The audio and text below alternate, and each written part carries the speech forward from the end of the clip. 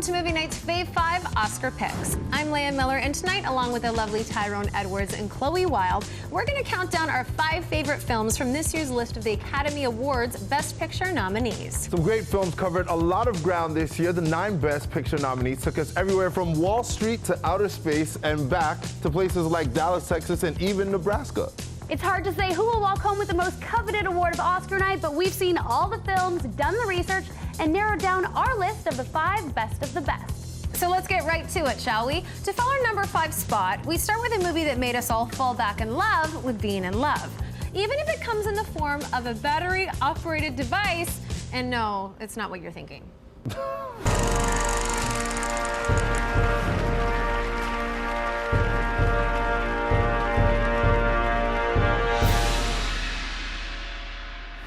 At number 5, the surprisingly entertaining Her. It's an emotional story starring Joaquin Phoenix and Amy Adams about a man who falls in love with a futuristic computer system with the classically sexy voice of Scarlett Johansson. Please wait as your operating system is initiated. Hello, I'm here. Hi. Hi, I'm Samantha. So for me, I really loved this movie because it's such a unique story. Spike Jonze, I think, did such a great job with the screenplay. You know, nobody does a film like he does. I love Joaquin Phoenix. He's just so believable in this. There's nothing I've seen like it, and it's actually, it could happen in the future. Think of how obsessed we are with our phones, having a relationship with your phone. Good morning, Theodore. Good morning. You have a meeting in 5 minutes. You want to try getting out of bed? Get up! You're too funny. I felt guilty because I'm always on my phone. Yeah. So watching that film, there's a cool love story, but then I also felt guilty because I'm like, dang, I'm always on my phone too. How long before you're ready to date? What do you mean? I saw in your emails that you'd gone through a breakup. Well, you're kind of nosy. But how good is Joaquin Phoenix? How talented is he? He's not with Scarlett Johansson at all physically in the film. How hard is it to act alongside a voiceover? Whose voice would you have to listen to fall in love with a computer? Other than Scarlett, of course. Morgan Freeman? He has a good voice. I was going to say the same Morgan thing. Freeman Yeah. is like the best voice. My favorite scene in this entire film was Joaquin finds out that he's not the only person that she's having intimate relationships with, and then it's actually over 5,000 others. I was like, oh!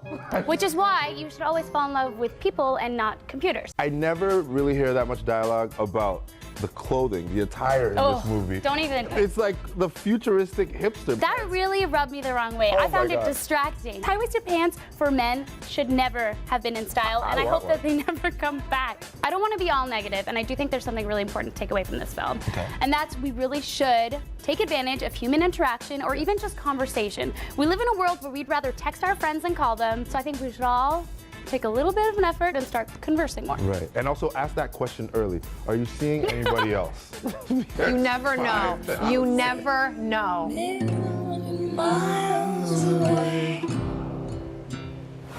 Our next pick was a technical breakthrough, a one-woman show, and a film that made us all happy to have 2 feet planted firmly on the ground.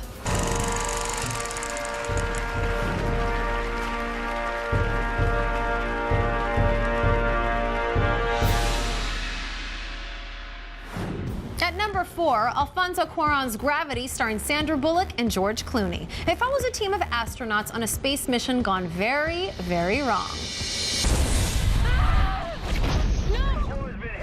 So one of the things that I loved about this film was that it was only an hour and a half, because it's very rare nowadays. Most films are like 3 hours long. This one was the perfect amount of time, but it was also, I think, just visually stunning. I felt completely in Sandra Bullock's world. I really believed that Sandra Bullock was lost in space. She wasn't? Well, maybe she was. I don't know. Listen to my voice. You need to focus. I'm losing visual of you. I'm spinning. I can't breathe. Grab a hold. Grab anything. What do I do? Alfonso did that good of a job that you guys were Yeah. lost. What I think is amazing about this is that he had an idea. He was stumped by technology because it didn't exist, and then he did everything he could to create the technology to make this movie happen, which is why I think the movie will win plenty of Academy Awards. When I spoke to him at the Globes, he was talking about his team. Like I was trying to give him praise for it, but he just kept on going back to his team because it took a lot of technology, a lot of creativity, and a lot of hard work for them to achieve what they did.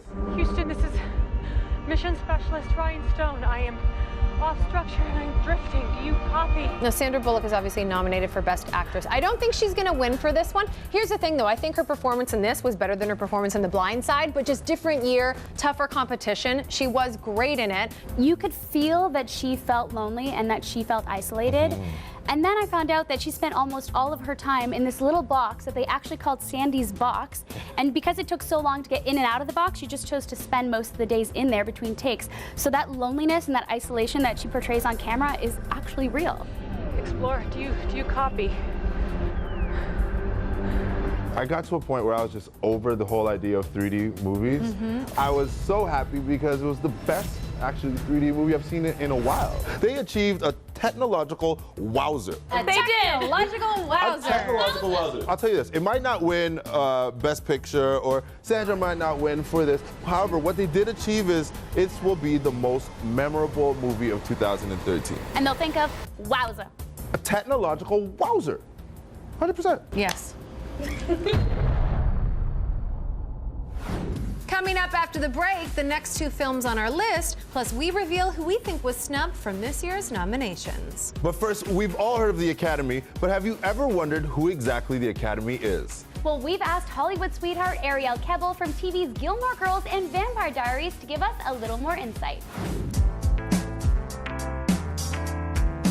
If you've ever watched the Academy Awards, chances are you've asked yourself, who's the Academy? Well, the Academy of Motion Picture Arts and Sciences was actually founded in 1927 to help mediate labor disputes, but quickly moved towards celebrating the best in filmed entertainment. The Academy is an exclusive club with membership only offered to those who have earned an Oscar nomination or by people specially nominated by other members because of their contribution in cinema. The Academy is split into 17 branches, like writers, directors, actors. Each branch votes for their own categories. So, who is the Academy? Well, with over 6,000 members, chances are you've heard of a few of them. Over the past few years, the Academy has filled its ranks with younger, hipper names and can now count James Franco, Seth Rogen, and Paul Rudd as Academy voters.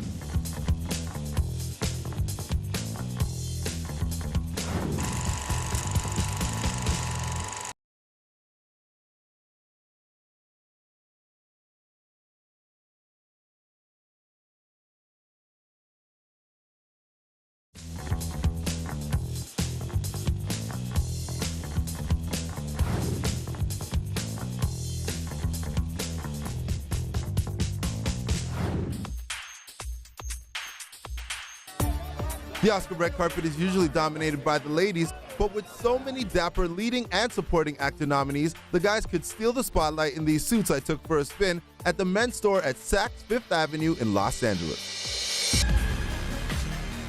With Bradley Cooper up for Best Supporting Actor for his work in American Hustle, we offer up a suit option that would pay homage to the film's 70s vibe, but you know, without the bad perm. This is Bradley Cooper, more of a departure look for him that you've picked, and I love it. I kind of feel like Bradley Cooper's departure is sort of my arrival. You know, it's a beautiful velvet jacket, slim fit, with a slim fit pant, a skinny tie, but still great for the Oscars. He'll still be a well-dressed man. Garnering his first Academy nod for 12 Years a Slave, Best Lead Actor nominee, Chiwetel Ejiofor could definitely look the part of an Oscar winner in this classic black tux.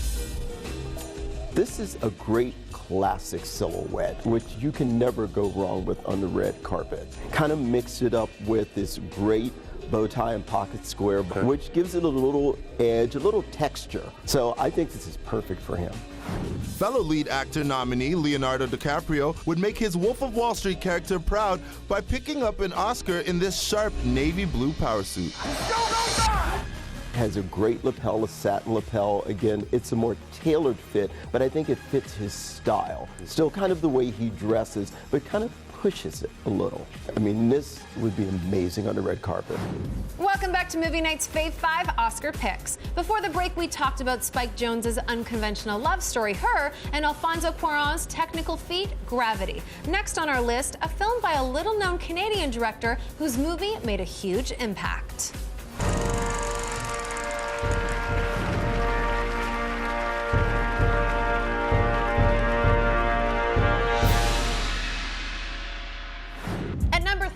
Jean-Marc Vallée's Dallas Buyers Club. Matthew McConaughey infamously lost 40 pounds to play rodeo cowboy Ron Woodruff, a man diagnosed with HIV who makes some unexpected friends in the fight for his life.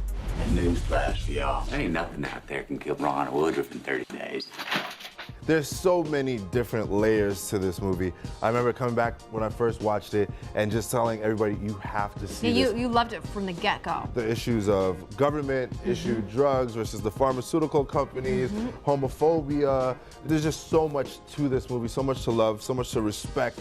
The story, the acting was amazing. Matthew McConaughey and Jared Leto did a great job. Do you like this movie? I do. He loves it. Loves it. I actually think it's my favorite. I've been looking for you, Lone Star. Listen, Tinkerbell, unless you got more cash or new clients, I'm busy. You don't deserve our money. Cut you in 5%. 25. Take it or leave it. The big thing for me too was seeing the relationship develop between Ronnie and Rayon. At first, it's like I'm a Texan rodeo man, and I, get your homosexual self away from me. Yeah, and then they have this camaraderie. They have an understanding. They have a support for each other. They have a dependency on each other.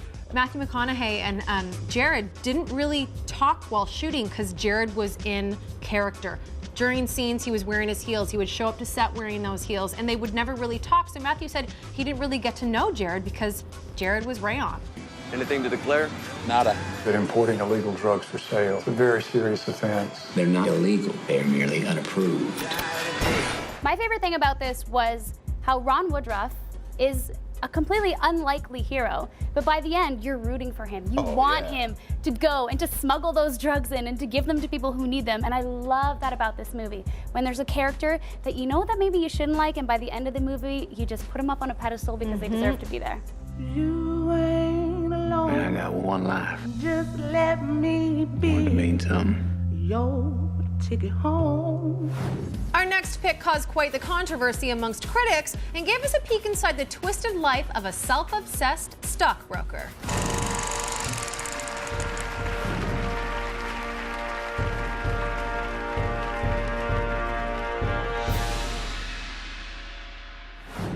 At number 2, The Wolf of Wall Street. Leonardo DiCaprio gives a powerful performance as the disturbed Jordan Belfort, a man with a list of issues that runs longer than a Martin Scorsese film. Name of the game, move the money from your client's pocket into your pocket. But if you can make your client's money at the same time, it's advantageous to everyone, correct? No. I loved this movie. It was 3 hours, but it didn't feel like that. It just flew by. There was so much that went on in this film. And I think the performances like Leonardo DiCaprio, Jonah Hill, Margot Robbie. Oh my God. She is just gorgeous and so talented. You're like, don't even start with Margot Robbie. But this movie was just, I loved it. You said it right there. You mentioned one name that really got me in this film. Margot Robbie. Margot Robbie. Yeah. She was so good in this film, acting-wise, professionally. Yes. But then she just looks so good. So can I take a guess for your favorite scene? Okay, go. Is it the scene where there's the nanny cam? And she puts her heel on his head and she has no undies on? Well, am I that predictable? But anyways, yes, that is my favorite scene. This is the greatest company in the world! The entire time, I'm sitting on the edge of my seat. 3 hours long? Yeah. It's pretty long movie. It is kind of long towards the end, though, for me, anyways. I loved it. Martin Scorsese went above and beyond to depict Jordan's life through Jordan's eyes, to the point where they actually changed the lenses depending on if he was sober or if he was hopped up on drugs, to give the audience just a little bit more insight on what it's like to live like that, which is pretty cool. Some nerd facts from Chloe. FBI, any kind of booze you might want? No, the Bureau forbids us from drinking. Also a lot of controversy surrounding this film because critics thought that it was glamorizing this world and Jordan and Leonardo DiCaprio's character. But I didn't look at it that way. No, I didn't get it. Because I don't think, for me, I didn't once be like, oh, I want to be him. I think it's absolutely ridiculous that critics are being so mean to this movie. It's so obvious from the get-go that this is his view. Exactly. This is Jordan's life, and you're watching it through his eyes. Obviously, through his eyes, it's going to seem exciting and fun. But as a viewer, he's a terrible guy. He's not a good father. He steals money, he does drugs, and his morals are totally wrong. But is it fun to watch? Yeah. And of course, someone like that is going to think that everything that they're doing is okay, right? Yes. I think it was done very well. Sex, drugs, money, fancy cars, Margot Robbie. And Jonah Hill's teeth. find out which Oscar-nominated film earned our #1 spot. But first, as you know, a lot of films are released every year, but only a select few can be recognized by the Academy Awards. Oftentimes we agree with the nominations, but sometimes we have a few more favorites that we feel got the snub. There are 9 Best Picture nominees this year, but there could have been 10, and we have 2 great options for that extra spot. Rush, directed by Ron Howard, that showcases the fascinating story about 2 Formula One drivers who were insane rivals. New car. You noticed? Pole position. I noticed that too. Level playing field now, my ratty little friend. Another film that should have been considered is Woody Allen's Blue Jasmine, the story of a woman who loses everything, including her mind. Anxiety, nightmares, and a nervous breakdown. There's only so many traumas a person can withstand till they take to the streets and start screaming. Kate Blanchett's gonna win an Oscar for the role, and we think the movie deserves a little extra love too. There were tons of amazing performances this year, but 3 leading actors who we can't believe weren't nominated are Tom Hanks for Captain Phillips, Robert Redford in All Is Lost, and Hugh Jackman in Prisoners. What did you say? We know Robert Redford, who plays a sailor lost at sea, didn't care about the nomination, so he didn't campaign for it, but we have no clue what happened to Tom Hanks. Playing a sea captain taken hostage, the acting Hanks does at the end of the film when he's in shock is some of the best we've ever seen, while Hugh Jackman basically cried for 2 hours straight as a father on the hunt for his missing daughter. These men should get the respect they deserve. Lastly, Blackfish was a documentary that was a huge success yet somehow didn't get nominated. The doc tells the story of the killer whale who was responsible for killing 3 SeaWorld employees and is one of the most compelling films we've seen in a long time. There's no record of an orca doing any harm in the wild.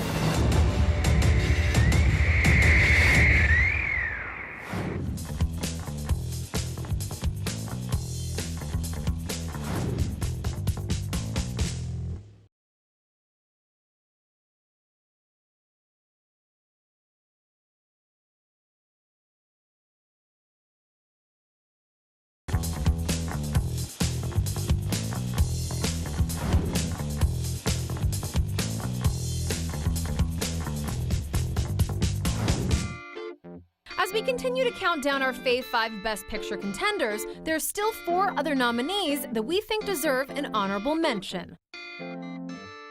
Captain Phillips, which is Tom Hanks going up against a bunch of Somali pirates, but as the movie progresses, we learn that these are very desperate men trying to survive in a cruel world.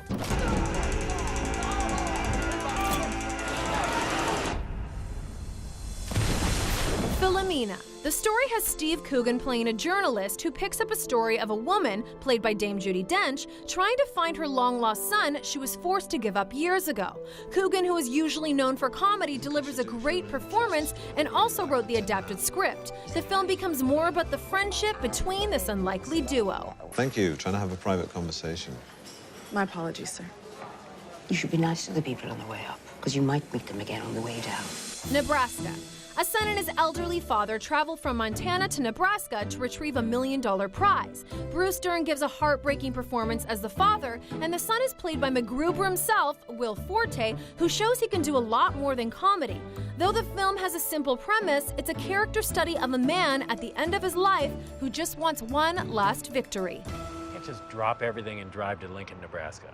Oh, what else you got going on? And finally, American Hustle.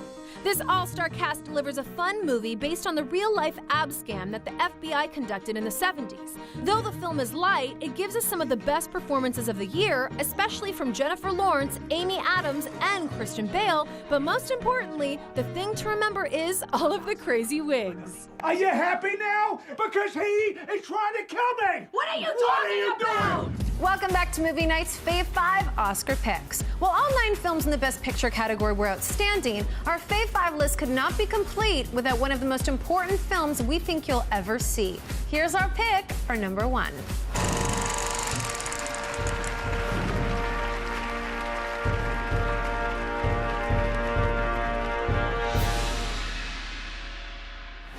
And our top spot goes to 12 Years a Slave. Breakout performances paired with a gut-wrenching story make this film one that you'll never forget. Well, I don't want to survive. I want to live. 12 Years a Slave for me was my favorite film, and there hasn't been a film that's really stayed with me and made me think and made me feel like this. So the performances, Lupita Nyong'o, Chiwetel Ejiofor, Michael Fassbender, Benedict Cumberbatch, you could name all of the actors in this, even Brad Pitt in his little role. Director Steve McQueen. It's the direction, it's the acting, it's the music, it's the scenery, visually, it's the story. It's just on a whole, for me, best film of the year by far. I will not fall into despair. I will keep myself hardy till freedom is opportune. Leia, this is why you're great, because you just said everything that I feel when I think about this movie. And I never heard this story, and I don't want to ruin it for anybody that hasn't seen the film, but if you haven't, please, I urge you, go and see it. It is a story that needed to be told, and Lupita... Oh my gosh. She is unbelievable. She is so stunning, such a beautiful girl. She graduated from Yale. There's certain actors that don't have to say anything. Right. It's all in their eyes, and I think the intensity and the emotion that she carries this character and what she's been through, you see it. She doesn't have to say a word. We've seen slavery films, and this one is a new twist almost, and it's a new twist, but unfortunately it's based on facts. I had no idea that kidnappings occurred between the northern and southern borders of the states. You have no right whatsoever to detain me. You're no free man. You're nothing but a Georgia runaway. When I saw that and I watched that and it sunk in that that was true, the tears started flowing, and this is one of those movies where I couldn't function for the rest of the day. The emotions, the raw intensities of that film, I think is why it's going to win so many awards. On a brighter note, I think it's an amazing achievement. It's a milestone to be able to tell this story of Solomon Northup, a gentleman I've never heard of, but I have the utmost respect for. And also, now that Lupita's getting a little bit more shine and attention, we get to see her in these Gucci and Prada and all these beautiful dresses. And we'll be seeing a lot more of her, a lot more of Chiwetel. I think that he should win Best Actor. I know he's not going to. Right. Because Matthew McConaughey probably will win, but I feel like based on performance, Chiwetel for me was the strong performance of the year. There you have it, our Fave 5 Oscar picks. Thank you to everyone at home for watching. Welcome to Movie Night's Fave 5 Oscar picks. I'm Leah Miller, and I feel weird saying my name, sorry. Hey, I'm Matthew McConaughey. I feel like getting a tattoo today. Are you ready? Matthew McConaughey infamously... Infamously...